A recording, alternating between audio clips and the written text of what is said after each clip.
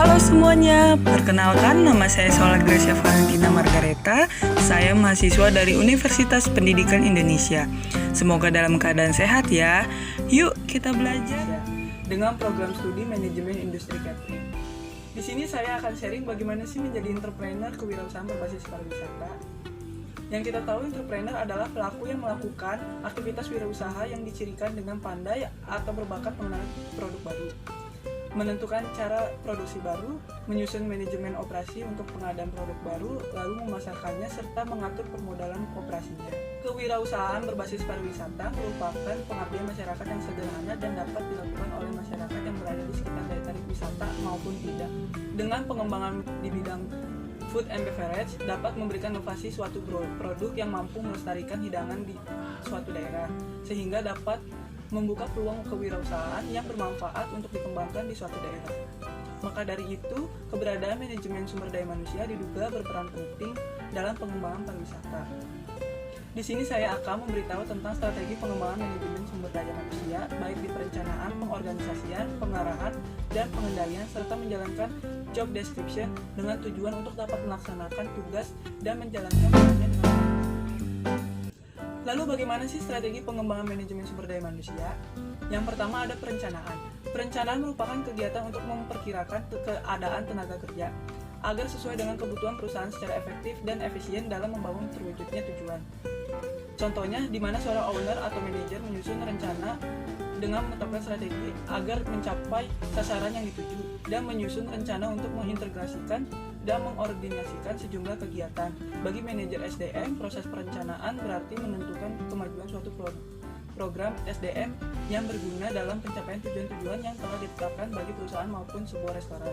Lalu yang kedua ada pengorganisasian. Pengorganisasian adalah kegiatan untuk mengatur pegawai dengan menetapkan pembagian kerja, hubungan kerja, delegasi wewenang, integrasi, dan koordinasi dalam bentuk badan organisasi.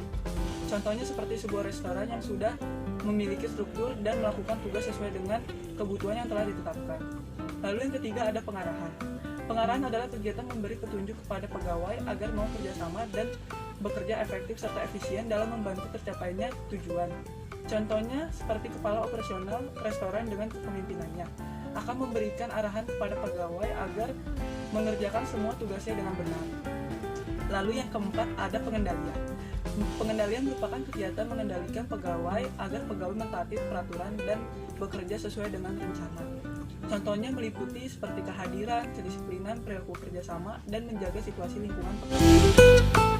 Nah, setelah kita mengetahui strategi pengembangan manajemen sumber daya manusia, sekarang saya mau kasih tahu struktur organisasi sebuah restoran. Ada apa aja sih? Yang pertama ada owner. Owner sebagai pemilik restoran dan sekaligus pemimpin bagi seluruh bagian atau karyawan dalam restoran tersebut. Lalu yang kedua ada akuntan. Akuntan mengawasi biaya dan pengeluaran harus sesuai dengan presentasi cost standar yang telah ditetapkan manajemen. Lalu yang ketiga ada restoran manager. Seorang ditunjuk sebagai kepala operasional restoran, mengawasi daily operasional di restoran, menyajikan kualitas pelayanan secara maksimal, menjaga standar pelayanan sesuai dengan peraturan yang ditetapkan, lalu merancang ide kegiatan yang kreatif agar dapat menarik konsumen, memberikan pelatihan kepada karyawan. Lalu yang keempat ada asisten manajer. Seseorang yang diberi wewenang untuk membantu restoran manajer dalam menjalankan tugas dan tanggung jawabnya. Lalu bertanggung jawab dalam jalannya operasional kerja restoran jika manajer sedang tidak ada di tempat.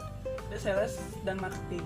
Bertugas untuk merancang, mendesain, dan menentukan strategi promosi dan media promosi apa saja yang tepat untuk digunakan dalam menawarkan menu dan fasilitas terbaik restoran kepada konsumen. Lalu yang keenam ada supervisor. Supervisor bertugas serta berwenang untuk melakukan pengawasan dalam kegiatan operasional restoran mencakup hal teknis dan non-teknis.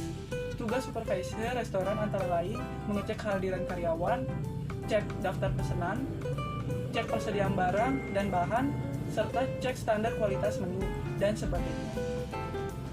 Lalu yang ketujuh ada chef. Chef merupakan seorang yang bertanggung jawab dalam operasional produksi di restoran.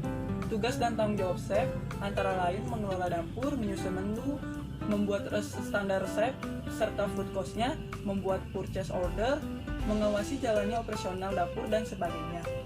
Lalu ada cook helper. sekelompok orang yang membantu kerja chef dalam operasional dapur. Cook helper sebagai pelaksana yang bekerja atas perintah atasannya. Kepangkatan mereka dinilai berdasarkan kecakapan dan kemampuan lamanya bekerja.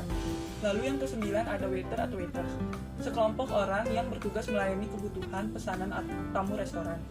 Tugas dan tanggung jawabnya antara lain menyajikan makanan dan minuman pesanan dengan cara efisien dan sopan untuk mendapatkan kepuasan tamu dan sesuai dengan prosedur yang ditetapkan.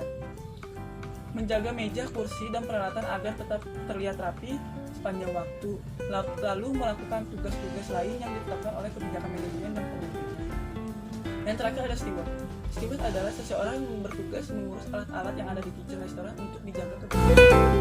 Lalu yang terakhir ada beberapa tahap untuk menjadi entrepreneurship, yaitu pertama, batasi jumlah peserta utama dengan sadar, setuju, dan menyumbang secara langsung kepada perusahaan atau corporation apa yang harus dicapai untuk siapa dan kapan, agar tidak terjadinya kebimbangan terhadap pengambilan keputusan. Lalu yang kedua, tegaskan usaha dari perusahaan yang akan dibangun untuk hal-hal apa aja yang akan dibeli dan dijual, tepatnya oleh siapa dan mengapa. Yang ketiga, konsentrasilah terhadap sumber yang ada pada penyelesaian satu atau dua spesifik dan operasional dalam waktu periode yang telah ditentukan. Lalu yang keempat, siapkan rencana usaha tertulis yang menggambarkan orang-orang di dalam struktur perusahaan tersebut untuk mengerjakan apa dan kapan, dengan merekrut sesuai dengan yang dibutuhkan dan mampu mengetahui job desk masing-masing. Yang terakhir, mempekerjakan orang-orang pilihan dengan sukses yang terbukti untuk melaksanakan tugas dan konsisten dengan sistem nilai perusahaan yang didambakan. Dengan melihat job specification sebagai bagian dari job deskripsi atau dokumen tersendiri yang berisi informasi tentang syarat kualifikasi seorang pekerja yang dibutuhkan untuk menjalankan sebuah pekerjaan. Baik teman-teman dan semua yang sudah mengikuti